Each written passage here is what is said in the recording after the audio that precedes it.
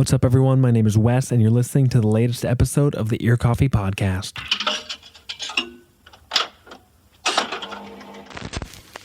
For this week's episode, I got the opportunity to chat with Minneapolis rock trio Psylo. Back in February, they released their punchy, windswept debut EP, Painting with the Sun. We follow the band on the cathartic and winding road to finishing the EP, talk about recording in New York, and discover the significance of the word whoosh, plus a whole lot more. Without any further ado, here's my interview with Mark, Dan, and Nick of Psylo on the Ear Coffee Podcast.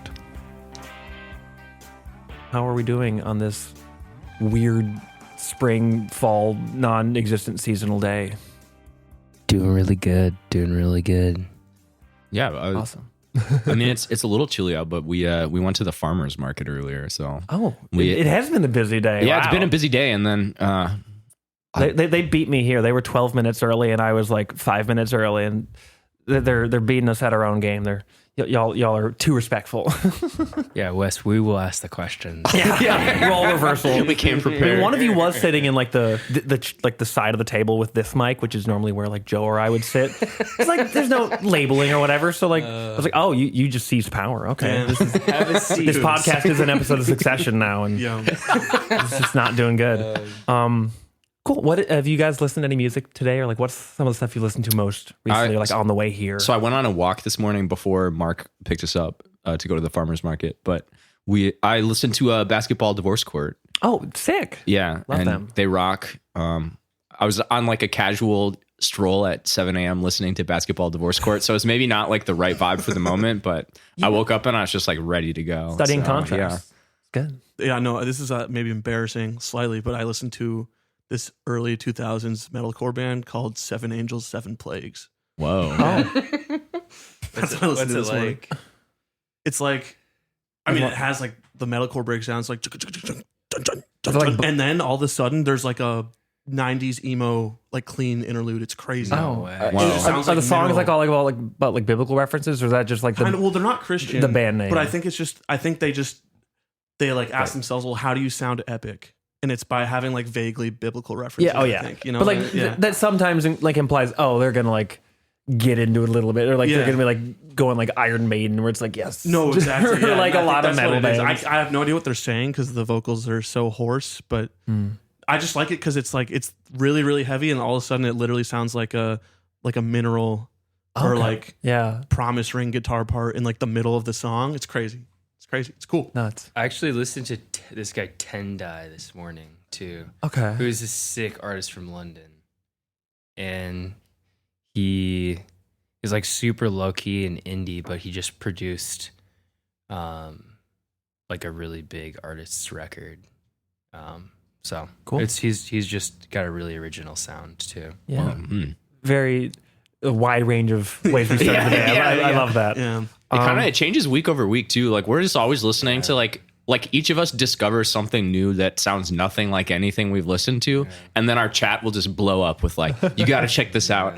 And then I don't know, like Mark will show up at our practice and be like, we got to make this music. We got to sound like this. And so it's just like not even possible for us. Like it's not a sound we can achieve. Like you need more members. You need different gear. Yeah.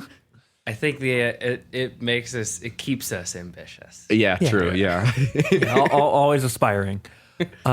Cool. Before we get into the music and further on, why don't we start with some introductions? What's your name? What's your kind of role in the band? Any other pertinent information you think the people at home need to know before we start talking about Psylo? Yeah. I'm Dan. I play drums.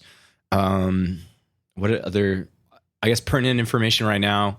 I broke my thumb like 2 weeks ago. Mark's making a face at me, but F's in the chat. yeah, F's in the chat. Pouring out. But yeah, I'm in a splint for like a month, so we're taking it easy right Can now. I ask what happened? Like the summarization? Yeah. I didn't appease Mark, and I had to put my hand on the curb, and he stomped on it. Oh God. He took his hammer out. Yeah. No, I fell on my bike. It's like just the lamest story imaginable. I was on a bike ride with my roommate, and we were biking under this bridge, and he goes, "It's slippery under there. Watch out." And I was on my mountain bike, and I was like, "I'm feeling good." Like I could probably handle this. Yep. And then I biked like a little faster through there and just wiped out. I didn't know that detail. Yeah, that detail, I've left it out. No, that's good because I feel like wow. some resentment. Well, now it's on the, good. Yeah, I Well, thought I would start the pod by getting everyone mad at me. yeah, now it's on the record. As someone who used to not mountain bike, but I at least had a mountain bike, you're thinking like, oh, these tires are going to be fine. You get a little cocky and you totally whiff it. I was feeling good. I was feeling good. I don't know. But now I'm not. Now I'm out for the long Peaks and valleys. Peaks and valleys. I'm Mark. I sing and play vocals. Webbed toes. You sing and play vocals? Yep. Okay. I'm Nikki. I play bass. Excellent. Oh wait, I play guitar, not vocals. I was like, I mean, you do both of those things. Yeah, you sing and play vocals. Yeah. Guitar. And he Let me think he about does that. have I wasn't sure if that was like a webbed wordplay thing or I was like, Yeah, I was like, what? That was very like far out conceptual. Well, Yeah. yeah, thank you. yeah.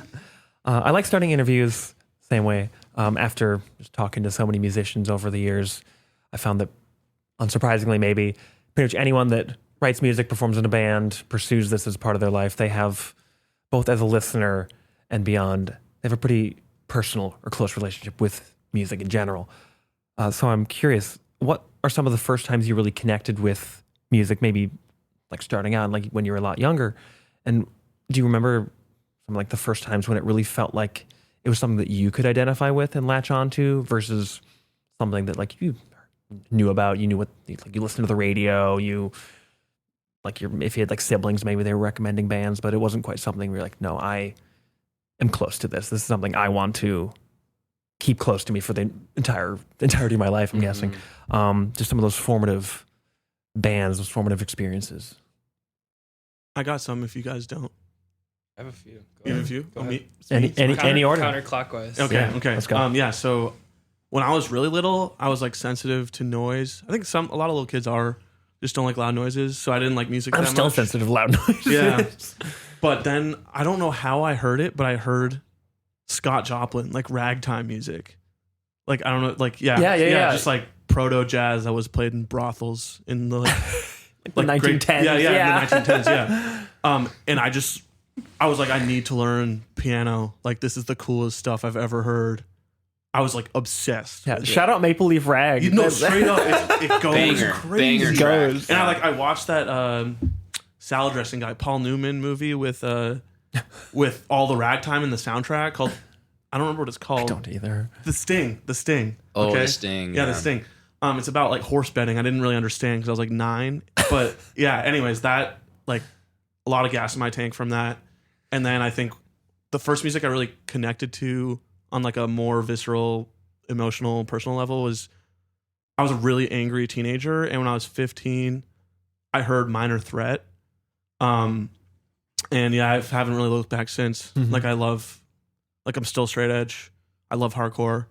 I love a lot of other things too, but that was like the first music where I was like, what is happening? Yeah. Yeah. So Now I'm thinking about we need to get a hardcore band that's got like a piccolo solo on it, like the Sting. You know, we can make that happen, Nikki. And Jimmy Stewart on vocals. Yeah. the hologram of Jimmy yeah, Stewart. AI Coachella Oh, hologram. ready, Coachella? Yeah.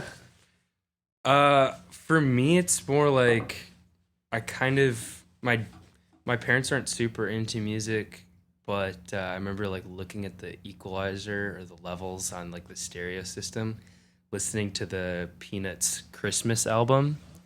I don't know if you can hear me, but that was super formative. I was just like staring at it, and that was like a really core memory of mine. I was like, damn, this is cool.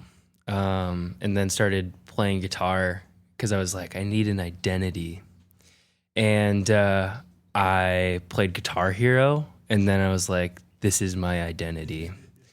And yeah, I think it had been on and off, but like once I got back into it, it's just been full bore. And yeah, a lot of different like revivals and like my passion, which include like, I think emo has been like the biggest influence in the last like couple years, where it's kind of been an eye-opening experience. Just it's very challenging, like Captain Jazz specifically, where it's just extremely challenging to like try and like, if I think there's a lot of categorization right now and people try and put things in boxes, Yeah, especially with people get so obsessed with like what are the different waves of emo. Yeah. More so than almost as much as like Exactly. people that are way too into electronic music. We're like, this is actually like sub-ambient techno Well, you house. gotta And give you're them like, a what? hobby, right? Like if you're that bored, it's like it's better that than other, like idle pastimes. Just get some subgenres. Yeah, just just flowing true through the well. Get brain. really into second wave, into like 90s emo. And Yeah, just yeah. expand your mind. Exactly. So my introduction to like being a person who makes music is like way, way, way earlier than stuff y'all mentioned. I like as a kid would just bang in the back seat of my mom's car. I have 3 siblings, so I was always in the back as like one of the youngest kids, and I just like hit the plastic like little like shelf next to me in time with the music, and my mom would think the car was broken and pull over to check out the car. And this went on for like kind of a long time. And then my parents were like, we gotta like get him drums. Like we gotta make this happen. And I like grew up playing the piano, a lot of introduction via like jazz and orchestral music. Went to orchestra hall a bunch as a kid and have like a lot of memories of doing that with like my grandma that are pretty important to me. But then just like pivoted into like now I make rock music because I'm punk, Did you ever like play like trying drums to or prove percussion in like the orchestra and the band and like Oh yeah, and no, kinda- yeah. Like all of growing up, I did that. Okay. Or I'd play in pit. I played Yeah, the pit yeah. in Me high too. school. Yeah, which was like really fun music, but like just a miserable time. Like Horrible. Yeah. like I'm gonna throw some shade on the pod here, but like just like the worst part was like you had to wait for cues from the actors on stage, and like I don't hate theater people, but they are so unreliable in high school. It's just like yeah. like waiting for a cue from them was just like the most painful experience of my life. You know. At least like once you get past that point, there's like a conductor and like people are kind of at least on the same yeah, wavelength. true. The brief tangent, but I was listening to a podcast about where they interviewed the pit musicians that had played in Phantom of the Opera for like 35 years. Wow. Like they'd been in there like playing every show since the 80s. And just like the way that like it just like has melted their brains and like flattened them into like just this repetition. It's just like super fascinating, and I'm sure waiting for the cues, like similar unreliability, but hopefully a little bit more timed out when you're on Broadway versus high school. Some of that music is really hard too. We did West Side Story in high school, and like I love that, like the music in that musical. I think some parts of it have not aged especially well, but the time changes are insane, and most of them are led by the drums just like suddenly changing the groove. Yeah. just very very tough. That's So a challenging show for, unless it was like a junior version or something, but like that's challenging think- for. Wait, what? I think they just cut some who did the scenes music? from it. Was that? It was Leonard Bernstein did the music, and then Bernstein. Yeah. Sondheim wrote a lot of the It was lyrics. like Oh. a collab. Yeah, Yo, epic collab. yeah. Limited edition. Yeah. We don't need to go into the tangent of West Side Story. You got me going. So going from those formative experiences into presumably first bands, learning the instruments you now at least primarily play in Psylo, and getting the songwriting, what's the through line between those youthful days and the current band? Like how did the band get together? How did you each kind of get into this? You already kind of touched on this, Mark, but really getting into a sound that's punk, emo, influenced by a lot of that guitar music from the last like 20, 30 years. Just like what trace that through line from back then to now. I don't know. I think it's just like it's just showing up a lot of the time. Can I Go for it. Okay, so this started in my uncle's garage. Oh, yeah. I think that's the true beginnings of Psylo. Because so Mark and I went to school at UMD in Duluth, and I did take an extra super senior semester. I stayed at my uncle's place in Superior, Wisconsin, which is not like terribly far from Duluth, but it was far enough that I was like kind of out in the boonies a little bit. Yeah.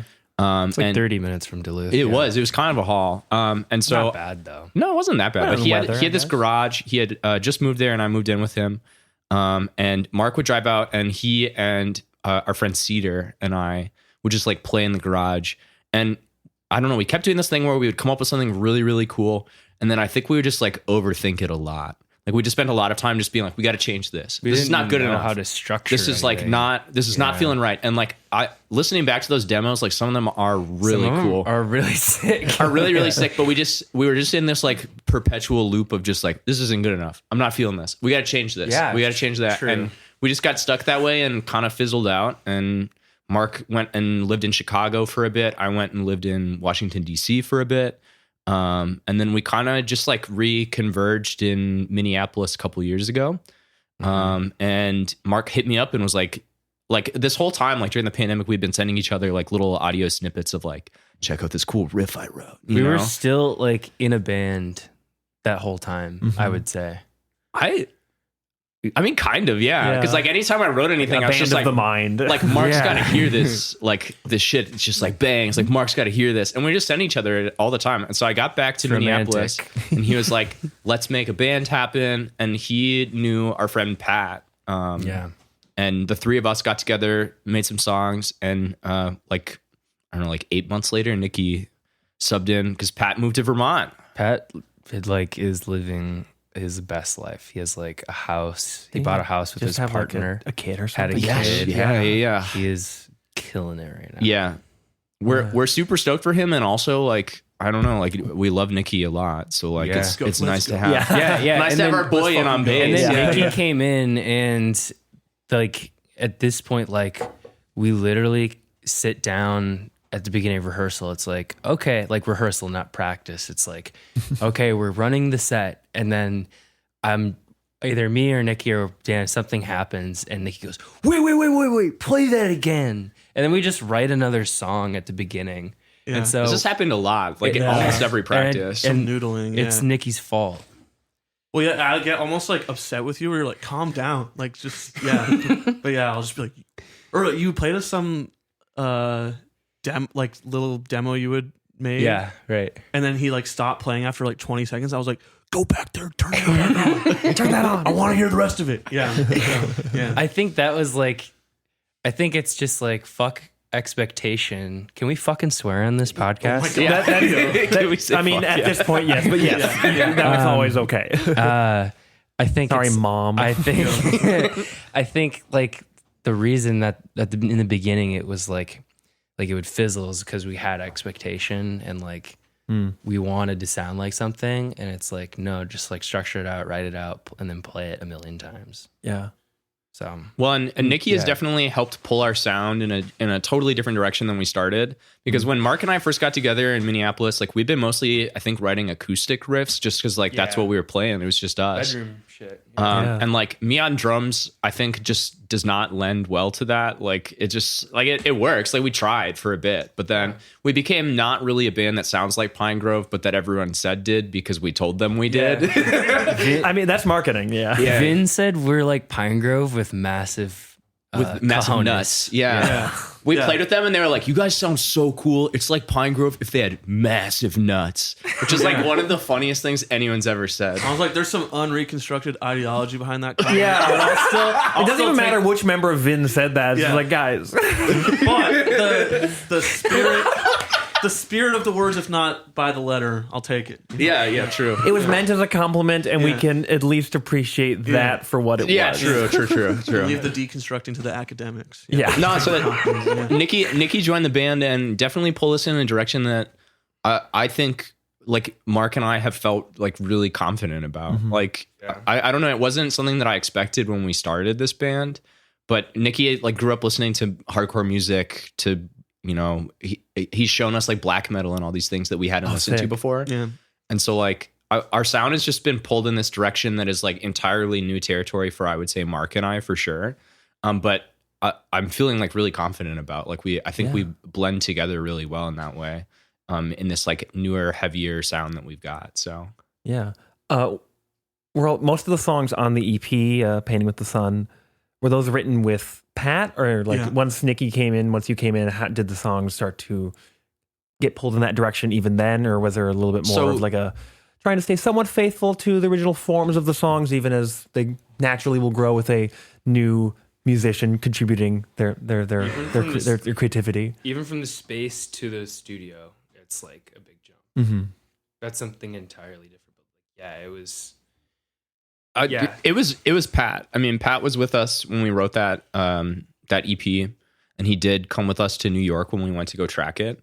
We had played with Nikki a little bit because we knew Pat was like on his way. Pat introduced us to Nikki. Yeah, so bless you, Pat, for that Bless one. up, yeah. Pat's who like played on the record. We did have to just like by virtue of the way that that record was recorded, we had to redo just like a lot of stuff, like including drums, including guitar, but a lot some of it was bass as well. unavoidable. Yeah, like the way that we recorded it was like a rogue operation. yeah, we were like overnight in this studio. Yeah, I guess let's just jump ahead because it wasn't just at this studio, it was at the power station, which is like where like Springsteen recorded like The River and like all sorts of super wild stuff like that. How did that opportunity even come about, and what made you want to, I mean, besides just like the historical significance of getting to even be and record in a place like that? Talk a little bit about that experience. I don't know, like I think Mark and Pat was kind of in and out for a little bit before we had recorded the EP.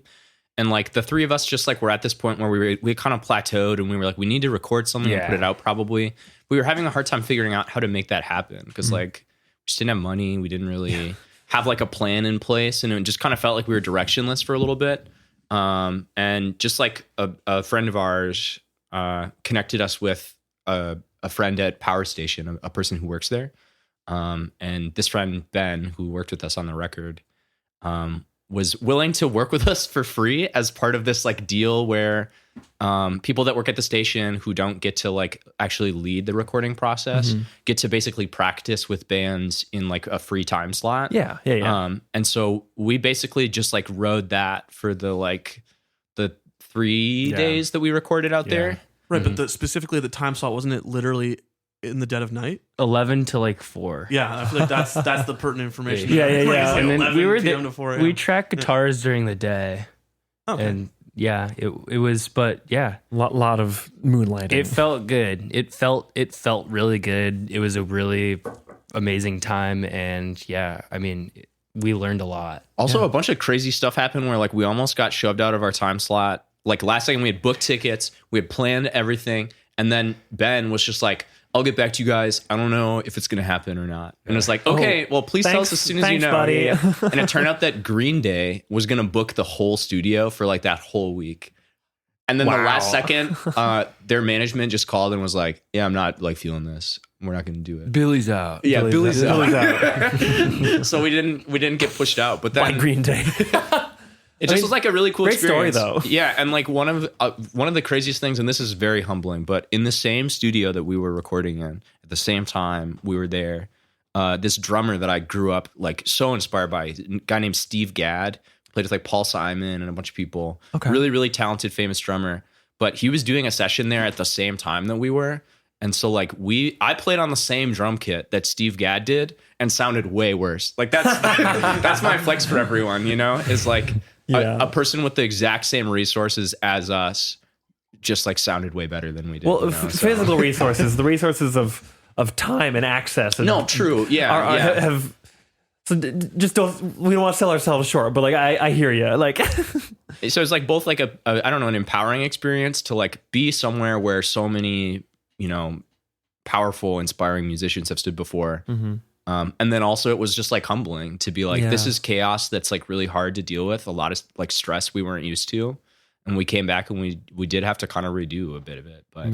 But I don't know, a lot of the magic was there, like in the moment. It was kind of crazy. Trying to like keep that same energy, to use the phrase, from the studio, even as you were updating, changing, tinkering with things back here in Minneapolis. That, I mean, was that something you were very deliberately aware of when you were kind of finalizing and adding anything you added post New York, or was that something that just kind of came naturally?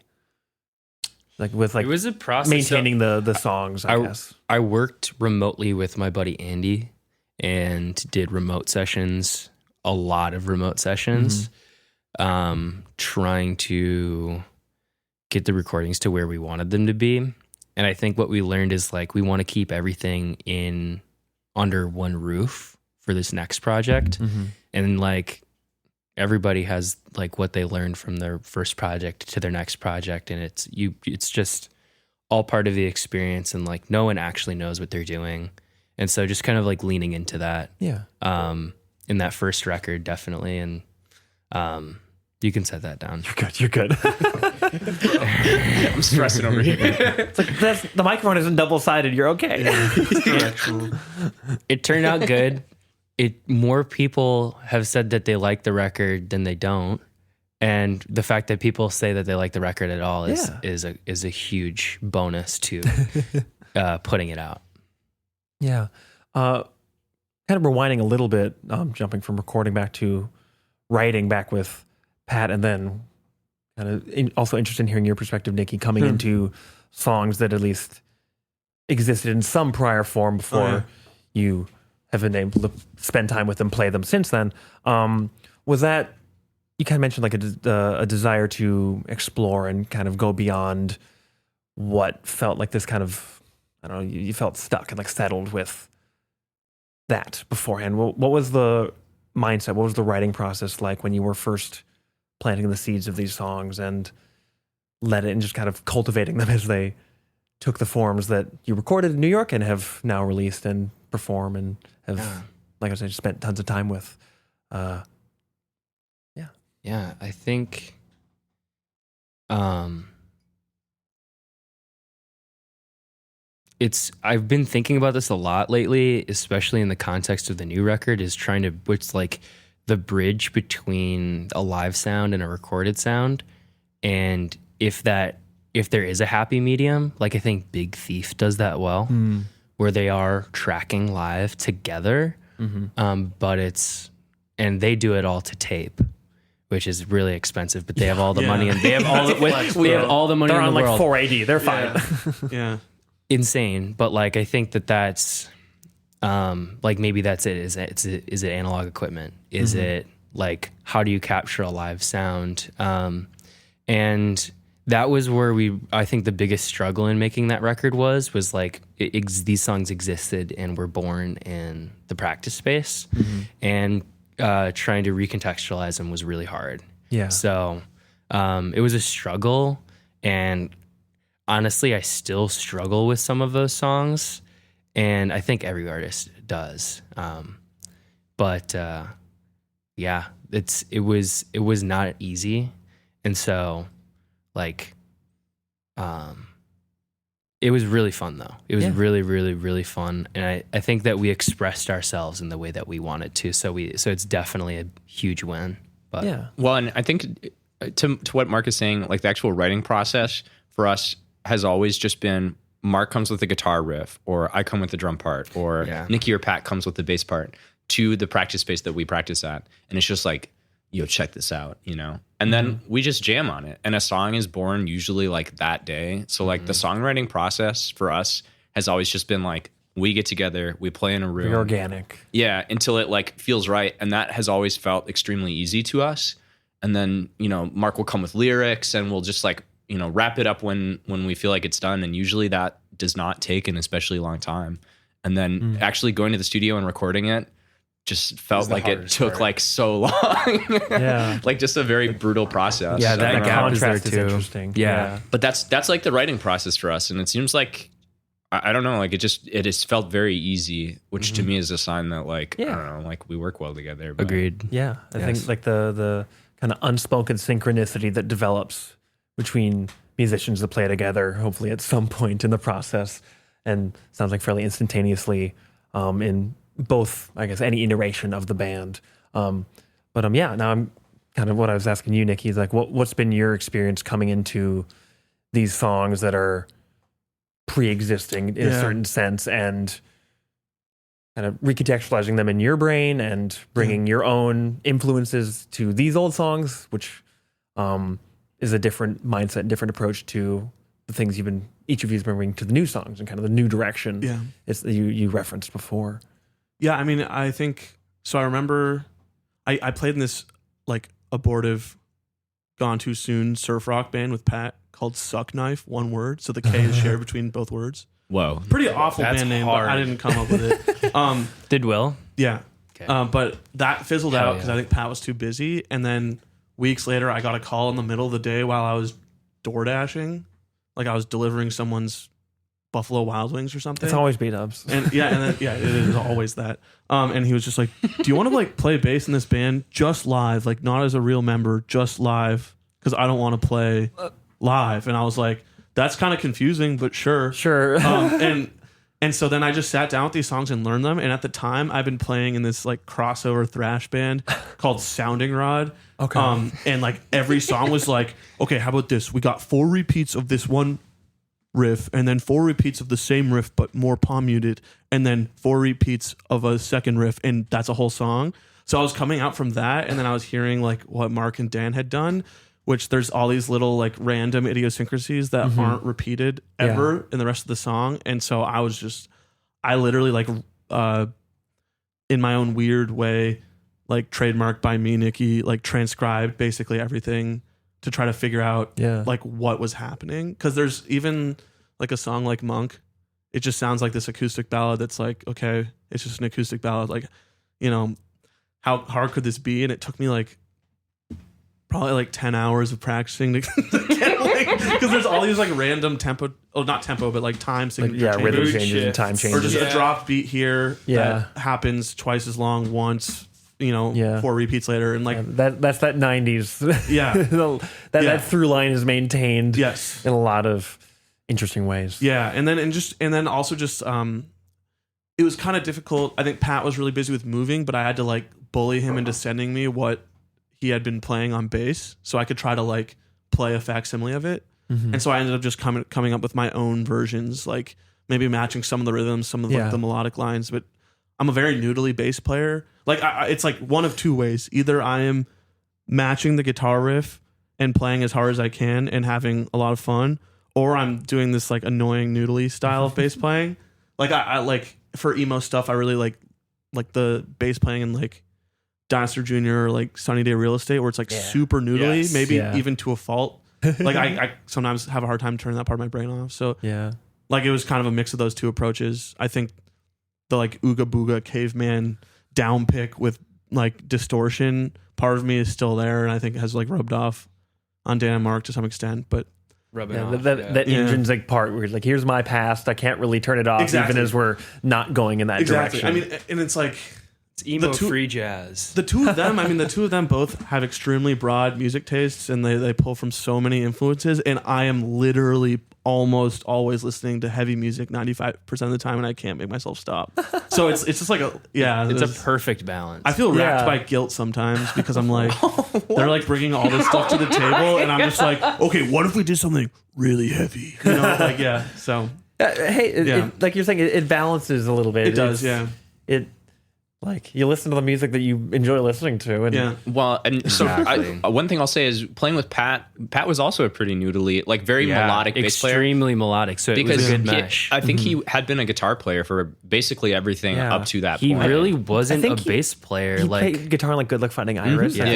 Exactly. At least that was what he did in that band. So really talented guitar player, and then we just were like, do you want to play bass? And he was good, but it was definitely very melodic. And so then Nicky kind of took it and twisted it his own way. And, some of that stuff sounds different, but in a way that I think has worked. It's just been really good. So, I don't know, like the arc of getting Nicky into the band and him playing what he's playing now, I think just, again, it's just like felt really good.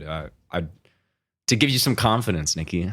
I'm so confident, bro. Thanks, but I didn't need it. Words of a confident man, yeah. in parentheses, lying. I'm fine. Yeah. Oh my gosh. Since, and correct me if I'm wrong, it sounds like when, especially for this EP, the music is what came first, or at least came a little bit more independently of the lyrics and some of the more kind of like overarching things on the EP. When do those things kind of start to integrate in with the songs?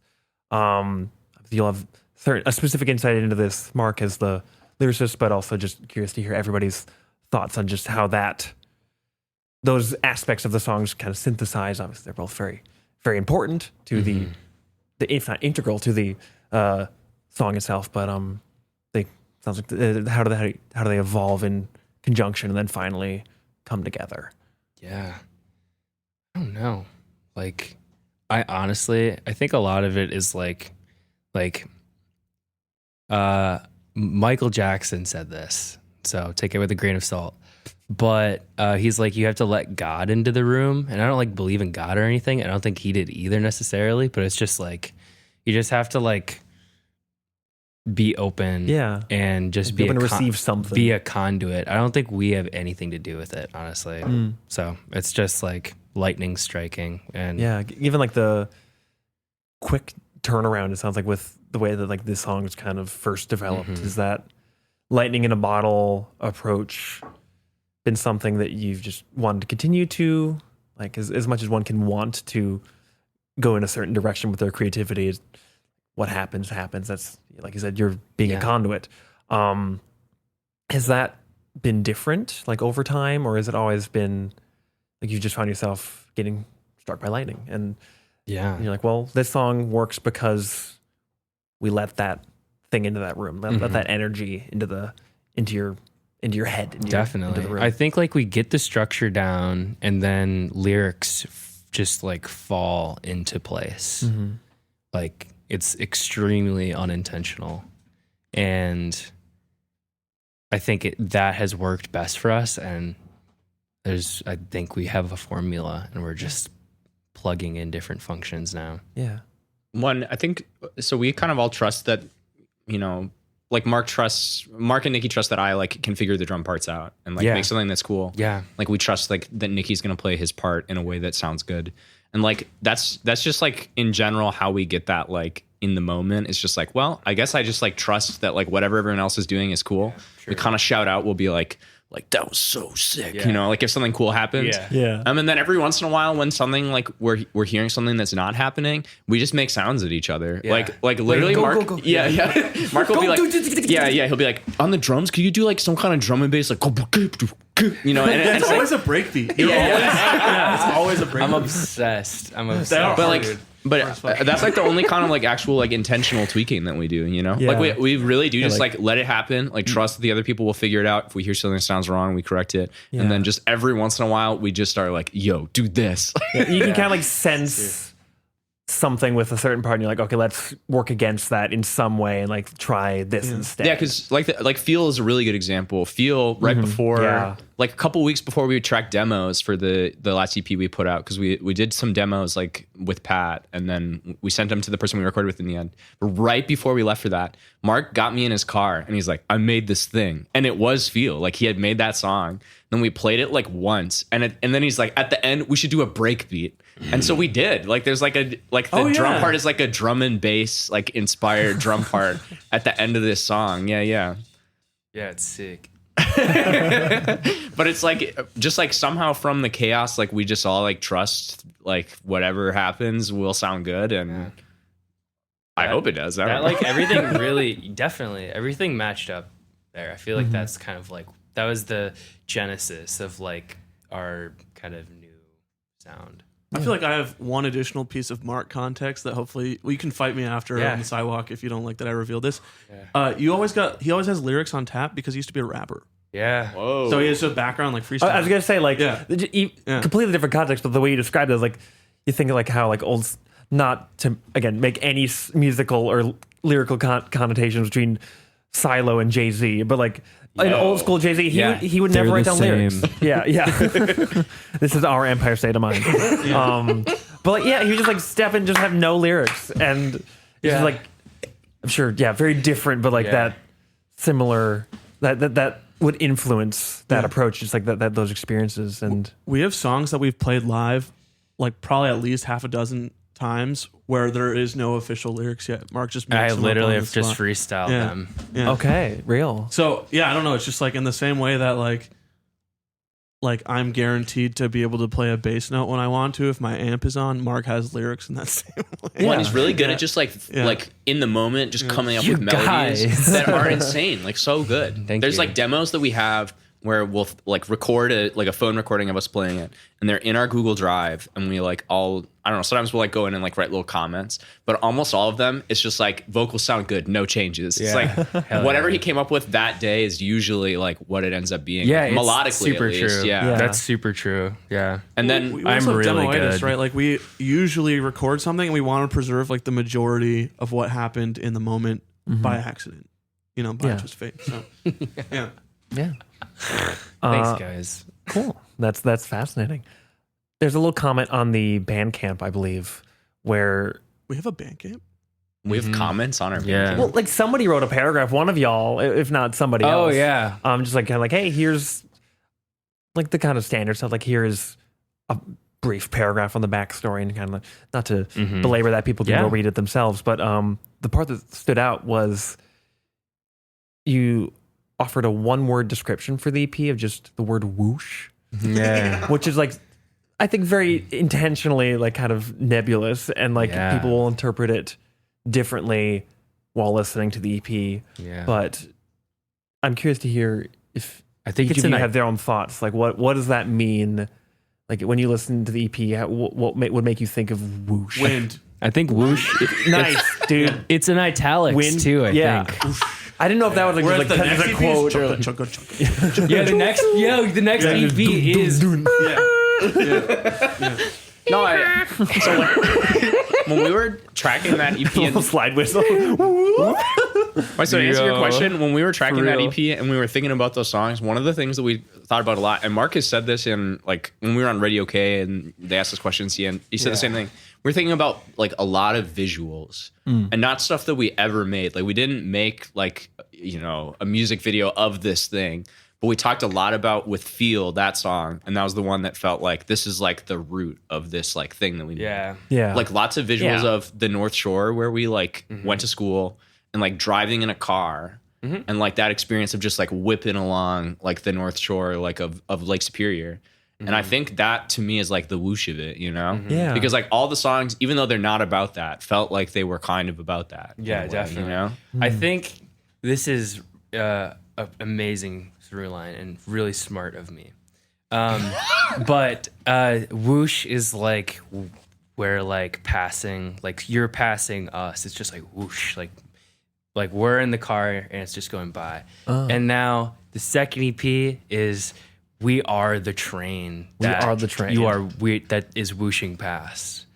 So we were actually planning on wearing train conductor outfits to this. Yeah, But EP2 is gonna be like, instead of music for airports, it's gonna be like music for train stations. Yeah. But this is not This is ambient. like what sucks is that this is like only 30% bit. Like this, we really talked about this enough that it it's like real. maybe could have happened. I can like just We like sense yeah. it's like, okay, this is something that is not being like, no one's coming up with this. This has been priorly discussed. Oh yeah. There's an understanding. Yeah. we're like so neurotic that leading up to this, we were like, what are the bits we're gonna do? Yeah. Like how are we gonna dress? Like what's our theme gonna be? Like we're all gonna pretend that we're on a remote island for the whole time. We did this for a while, and then we were all kind of like, wait, we could just be ourselves, you guys. Yeah. We So- don't have to method act our EP. Yeah, it felt like a sitcom almost. And like it was. that's when I got scared. Yeah.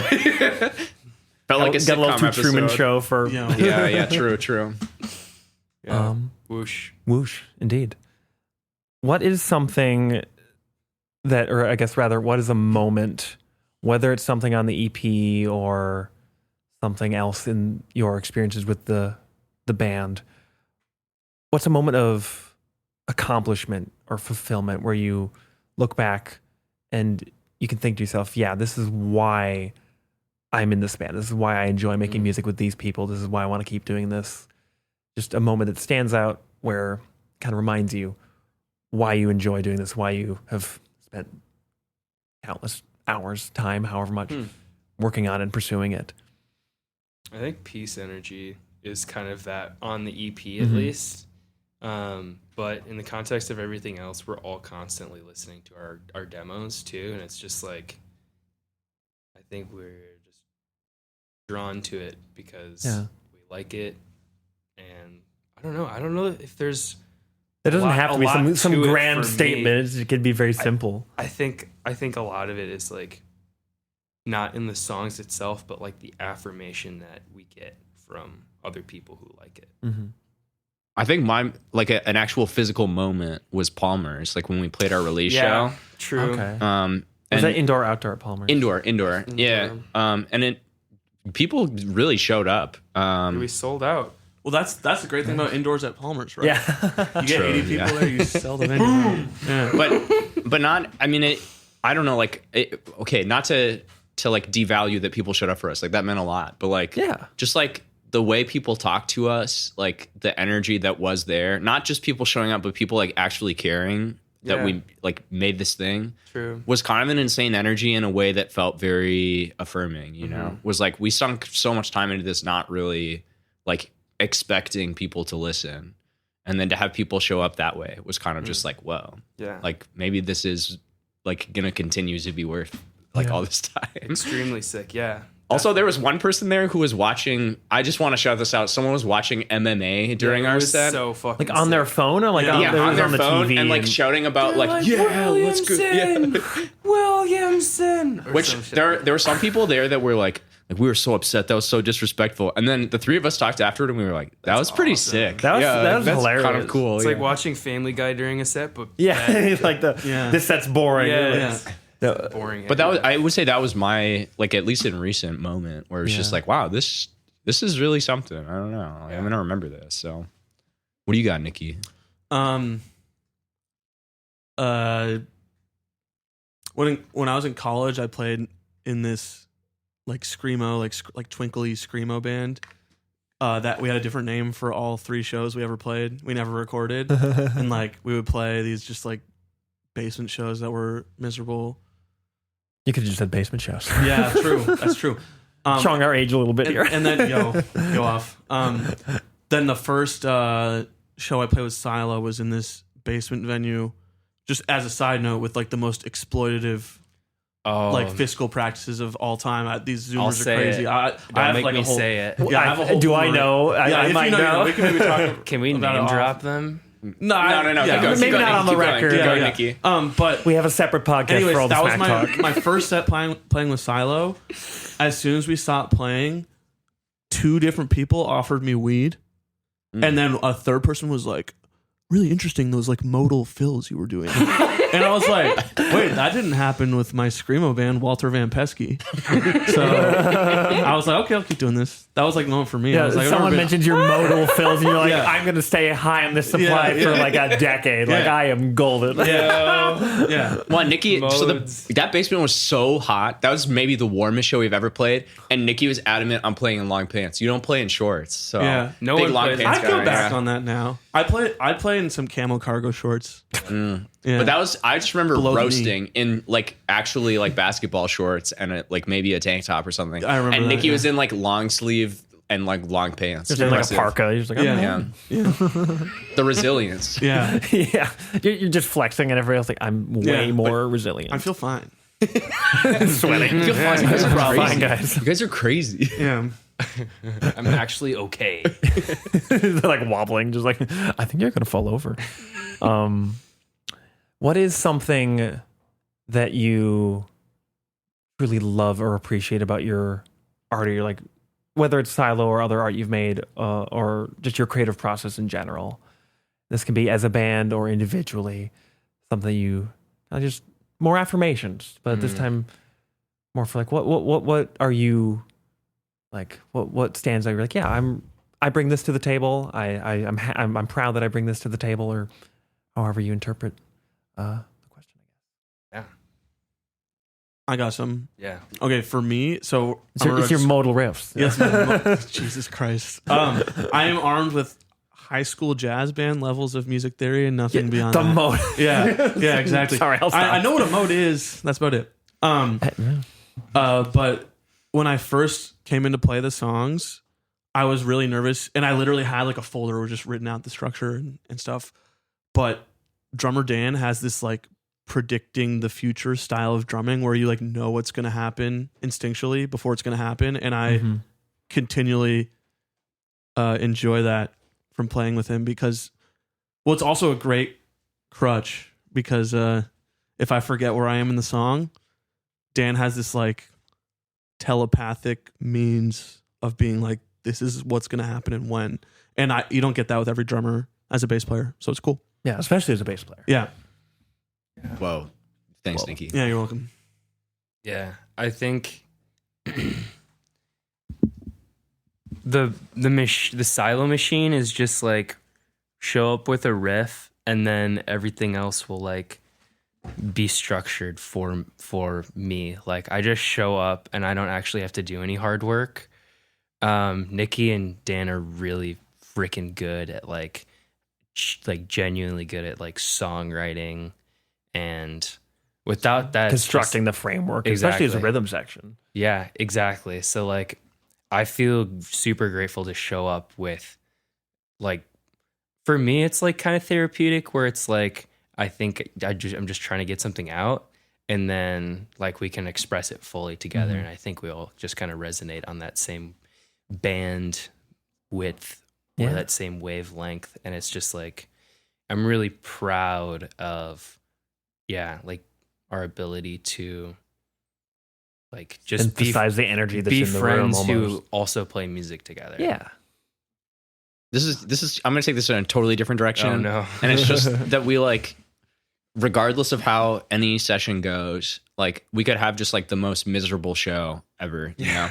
And then we still like hug each other and our pals and everything's cool at the end. Yeah. Like it's like, I don't know. I appreciate about our process that like we're able to like take it seriously to the point where it's like, we know it's worth our time, but also like actually make space to like care about each other and know that like this thing we're doing is important to us.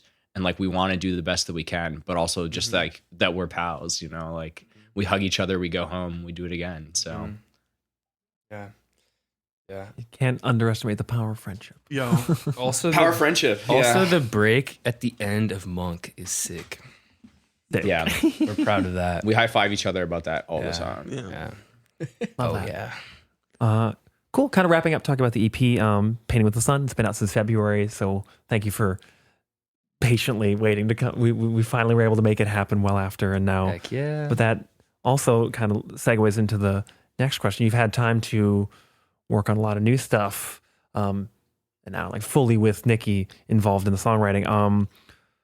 What does the future hold? I think Dan, you sent a demo at least of some new songs that are starting to really take shape. Excuse me. By the time this episode is out, you can check out the Monk video, so that'll be exciting. But beyond kind of the immediate, what else has been? What's the pathway y'all have found yourselves on, and kind of things to look forward to, maybe to give other people to look forward to if they're connecting with the EP? Well, we have like a full length worth of songs written. We're just gonna record an EP because EPs are better. Because my attention span is bad. But I can tell you grew up in hardcore. No. I resonate. So I feel yeah. No, I'm just like, EP is the best format. I hate when hardcore bands make full lengths. So boring. It's the same length. It's still like 17 minutes. Come on. It has to be like 10. 10. Yeah, 10 or less. But yeah, so we have tentative plans to record in like August or something. Yeah. Is that correct? Yeah. Well, it's going to be, I think the new stuff needs more love. So it's going to be more recent stuff, more recent, old, new stuff. I don't know what you meant by that. Yeah, I don't know. We'll have to talk after Yeah, we'll this. talk about that after. And then we're new, old, new, no, old, yes, new. a mix of the old and new. It's a land of contrasts. And we have plans to do a little weekender with a band called 12th House Sun. Oh yeah, they're sick. Where we're going, Milwaukee, Chicago, And- coming home Yep. to play Amsterdam with them and She's Green. Yeah. It's gonna be very sick. That's a Yeah. sick lineup. Where are y'all playing in Milwaukee and Chicago, if you know? We didn't come prepared. In Milwaukee, No, in no, Chicago. Some venues. Yeah. No, Some no sick worries. venues. We're not. Some sick venues. We're playing with the Muted Colors out of Milwaukee. Okay. And then we're playing, and another band. I'm so sorry. But, No. and then we're playing I feel with this dope band, Josephine, in Chicago. And, oh my God, I can't even remember the name of the other band. I'm so sorry. It's gonna be a good tour. Do we at least know the dates? Do Yeah, we know have the that? dates. We got those dates. What are yeah. the dates? The 24th in Chicago. Yeah, okay. Yeah, it's my birthday, and then the 23rd in Milwaukee. 23rd in Okay, so Milwaukee. Yeah. 23rd in Milwaukee, 24th in Chicago, and then 25th back here? Or 26th back I think here? it's 26. Should have come prepared. Yeah. Hey, You'll, if you, yeah. we don't have our calendars out in front of us. Yeah. It's us and Muted Color and Spoy, June 23rd in Milwaukee. What are the venues? I'm curious. And the venue is High Dive. In Milwaukee? Okay. Yeah. I've not heard of them, but it's always cool. 701 East Center Street. We're just listing the address. 21 plus. Go to this place right now if you're hearing this. And This then is a there's call. this super sick shoegaze band, Precocious Neophyte. Ooh, They the were name. playing with on the 24th at Reggie's in Chicago. Reggie's. It's like a restaurant in South Side or West Side, something Yeah. like that.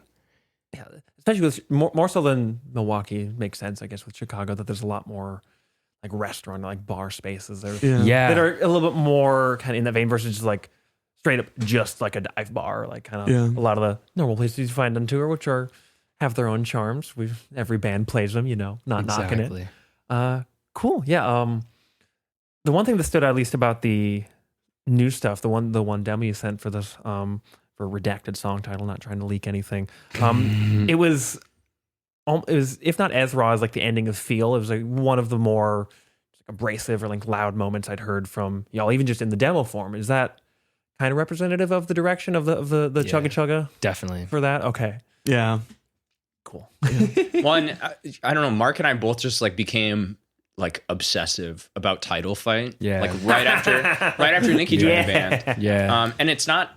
We're not like Title Fight. We don't like. It still continues no, to sound no. like them. Yeah. But Yeah, I think it was. the heads are far away from ceiling fans. Yeah. Keep them out of there. but that just like something about like that raw energy that they, I don't know, that they tapped on every fucking album that they put out. Like I don't know. We felt very inspired by that, and I think we continue to be. So.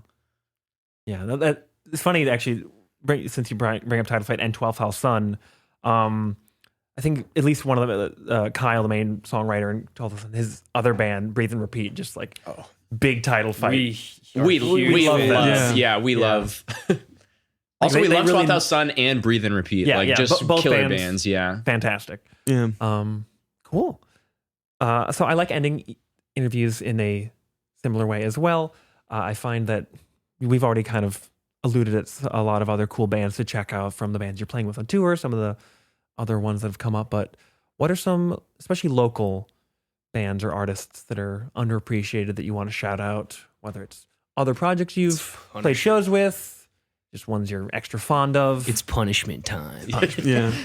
I think we know too many. So like I want to preface this by saying we're not going to mention like all of them. Everybody or we're gonna prefaces be in it trouble. with that, Yeah. and I hope listeners aren't expecting like, because if we just start listing bands from like the Twin Cities alone, we'd be here for hours. Yeah, It's a beautiful thing. we're just like perpetually finding new bands that are extremely sick, like locally. So Yeah. there's like no way to know all of them even. But Exactly, that's the beauty. do we each want to just like do a couple of them or something? Yeah, love that. Valeska Surratt. I was stole mine. First and foremost, like best project this year so far. say the title easily. again? Or the name again? Valeska Surratt. Valeska Surratt. Valeska. Valeska. Yeah, Surratt. she was a silent film actress. Their name after her, but it's like mathy scrams. Like it's really good. Okay. The best Yeah. drummer in the cities. Yeah. I'm gonna just say it right now. He's a 19-year-old kid, and he's just It's yeah. so insane. Okay. Yeah. Like He's a the- man. Yeah, he's a kid. Max wouldn't mind me saying that. He's a child. He's my sterling baby boy. Okay. Yeah. Oh my But yeah, we love that band. Yeah. What else? What else you got? Mark, you mentioned who else you got in your roster? She's green. I don't know if they need our help, but It's They don't need Yeah, it. They don't need our help. They're killing it. But they just sound so amazing. Yeah. And we played with them recently, and they were just so kind. Yeah. Like I'm always struck when bands are like both really good and then also just like so humble. cool and folks. kind, you know? Yeah. Shout out Teddy. Teddy's the homie. But Teddy is so She's Green in nice. general. They're a cool band. Prize Everybody. Horse for me. Yeah, That Prize band's Horse so heavy. for Again, they don't need our sure. help, but sick band. Yeah, they're like Yeah. on tour like half the year. Yeah. 12th House Sun. I yeah, mean, we 12th said House it Sun. already. 12th House. Yeah, we're all Breathe and That's Repeat. it. stands of Kyle. Kyle Stan accounts. Right? Yeah. Yes. Kyle Stands Rise Up. Yeah. We played Sorry, with. We also played with Kid Ski Free recently. That's like been an important band for me. One of Yeah. my bands in college. We played with them like 5 years ago. That band's been together Wow. since they were like in high school. I don't even knew that. And they're still killing it. Like they just are really fun to be around, and they play really well. So Definitely. Also, we're playing with Aiden Intro at Ice House in June. and we're also playing with Zach Kahn and Zippo Man. And I think like Yeah. everybody on that bill is amazing. Is Zach in Zippo Man, or is that or Zach those two Kahn- separate? 'Cause Zach Kahn I know is- Zach's name. He's doing I don't know if he's playing with full band or not, but Okay. Zach is on that bill. Zippo Man is their own band. It's not like Yeah, Zach. yeah. The Zippo Man. Zach Sounds Kahn and the Zippo men. Colin, I played with Colin at School of Rock. He has always just been like shot out of a cannon good, and the intros and like I don't know, those are just also great local bands. Zippo Man just put out a project that's really amazing. They're playing with bows. They're playing their guitar with bows. Sticker Rose. Love seeing that. Yeah. There's just some really, I think it goes a lot of different ways. Like there's this rapper Mati who's really good. I don't know. It's so diverse. Like we do everything in Minneapolis. So it's like, I just feel super grateful to be a part of the scene. Like there's like whole worlds that you can only scratch the surface with without like fully investing so much time in it. which Yeah, is Yeah. exactly. True. stressful because you're like, I want to know all these bands and you want to Yeah. connect with all these cool musicians that are just constantly popping up, but also like it's like you said, it's impossible. I got one more actually. Yeah, what's up? There's a band of kids, actual kids. Oh, yeah. The oldest person is 16 in that band called Identity Crisis. This Yep. is So St. good. Cloud. They're nuts. They're And so they I also got loud covered two of the times I've seen them, they've covered my favorite Minor Threat song. Okay. And I thought I was in Mosh Retirement, bro. Like it was yeah. That's funny that Yeah. you bring them up because I had Yeah. one of my supervisors at work like saw them like I think at like Palmer's or something. They were just Yeah. like there to get a drink and Yeah. just like happened to be on a show night. Like there was like this band with a child drummer. Yeah. the band had a child drummer and we're Oh, like I don't yeah. know. There's that and we had like Yeah. like 20 minutes later finally found out it's just Identity Crisis. And Yeah, they're all kids. The drummer's the youngest. I Yeah. think he's 14. What? But I think the They played that oldest huge so like good. hardcore metal fest that Yeah. Mort's a couple weeks ago or like a month Yep. ago. so good. They're so Yeah. good. And they covered my favorite Minor Threat song, so I will fly their flag forever. So Amazing. Yeah, cool. Thank you so much for taking time to stop by. The EP Painting with the Sun is available. Bandcamp, streaming services everywhere. Stay tuned for new music and check out the Monk video. That'll be out by the time you're hearing this. And thanks again. It's been wonderful chatting with y'all. Yeah, thanks for thank you. having us. This has been so nice. The Ear Coffee Podcast is a companion to the blog of the same name. If you like this episode, please leave us a rate and review so we can stand out among the other music podcasts. You can follow us at Twitter, Facebook, and Instagram @Ear Coffee. Thank you for listening. We'll see you next time.